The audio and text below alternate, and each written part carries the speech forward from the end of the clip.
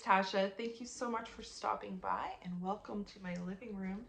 I'm coming to you on this November 1st day because I want to take part in Neo-Pagan November. I saw that the Sunshine State Witch, say that 10 times fast. Brittany, she started this amazing challenge, and basically every day for November, there's a prompt word on her Instagram. And you can make a video about it or do a short or a post or I think whatever you want and just share with the community. And I think that's so much fun. I'm always looking for prompts and ideas. So thank you. Thank you, Brittany. The word today is light, which I think is really fun because we've spent so much time in the dark with Samhain and Samhain season, and then we've got light to start November, which I think is a really fun play. I don't know if she planned that or not, but to me, it just stands out really cool. I am so Samhain hungover.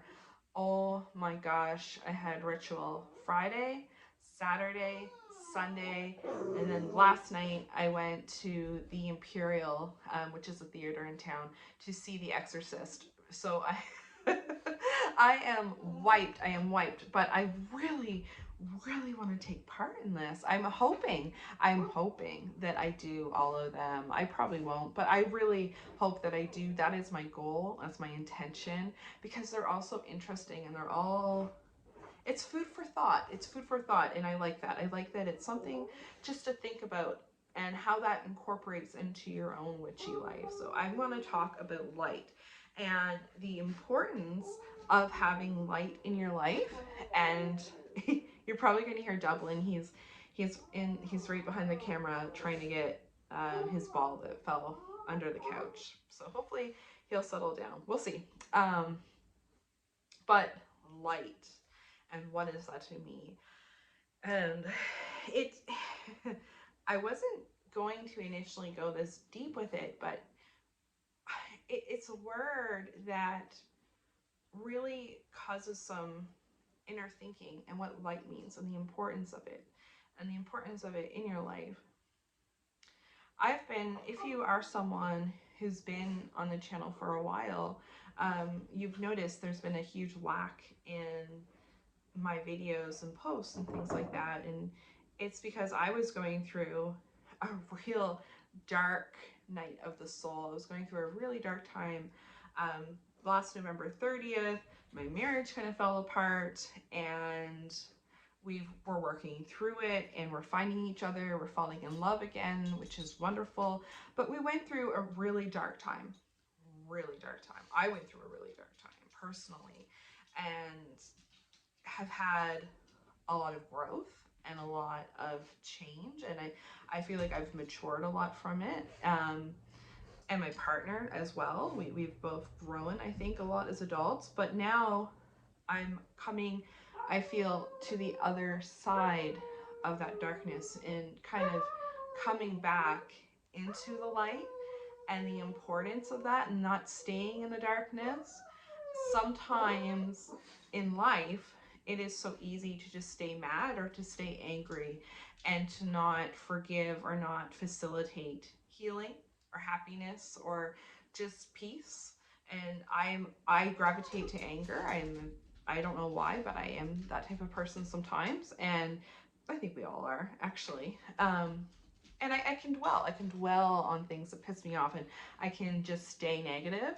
But I'm really trying to embrace more light into my life and into my personal life too, and my witchcraft, and not just stay in the dark space all the time.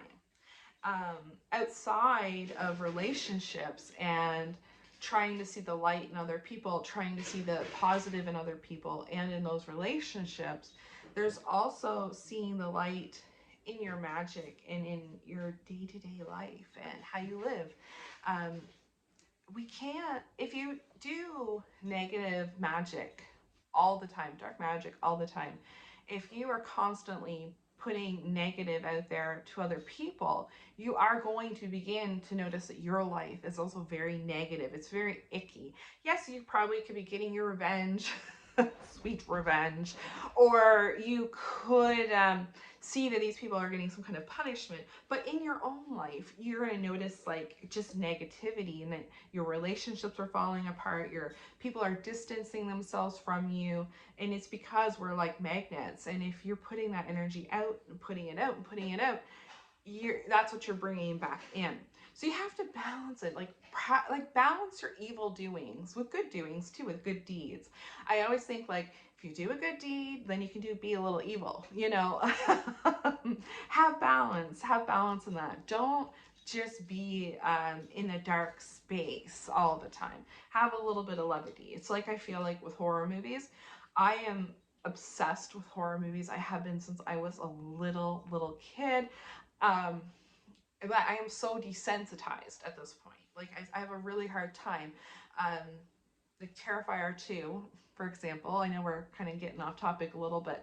Terrifier 2 is supposed to be this so gory and so upsetting, and I watched it and I was like, okay, whatever. So I feel like I'm very desensitized, and I have to bring some comedy into my life, I guess. Like I have to bring, maybe I need to break away from horror for a little and watch more comedy, watch something with more levity, and maybe I'll appreciate it again. I'll appreciate what I used to love and so much about horror. And I think sometimes we just, we have to find those balances between light and dark, and that way we can really appreciate the dark, or we can really appreciate the light.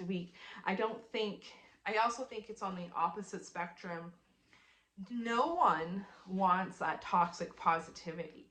No one likes that person. No one wants to be around that person who just completely disregards what you're going through, what your pain is, what your trauma.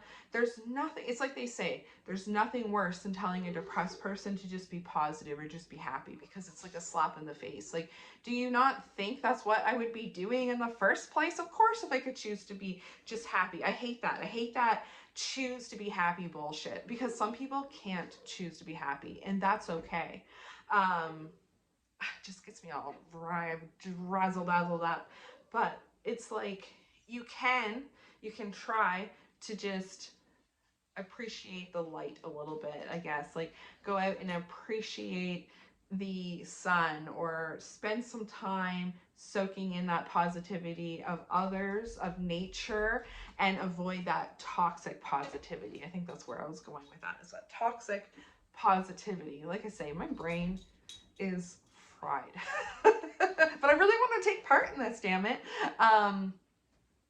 Toxic positivity, not good. So if you have too much light, that's not good either. So we have to kind of, with light and dark, we have to find that balance. We should live in the gray. And I guess that's my advice to you, is live in the gray, you know, have a little bit of light, have a little darkness, and then you can appreciate one or the other. Um, I'm trying in my witchcraft, because this is a Neo-Pagan challenge, Tasha, not just talk about your problems. But in witchcraft, I want to incorporate more sun magic in my life. So once Yule kind of comes and, excuse me, the wheel is turning and we're heading into the later time of year, I'm going to try my very, very best. Pardon me, I'm getting hiccups. To work more sun magic. So putting crystals out in the sun, putting some water out in the sun, using sun water in my bath instead of, just moon water, or doing more rituals in the daytime. I tend to always gravitate to doing rituals at nighttime.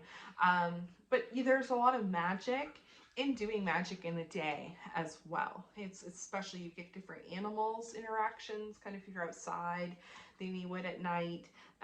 There's nothing more cool or magical than doing a ritual and having a bunch of birds kind of fly in.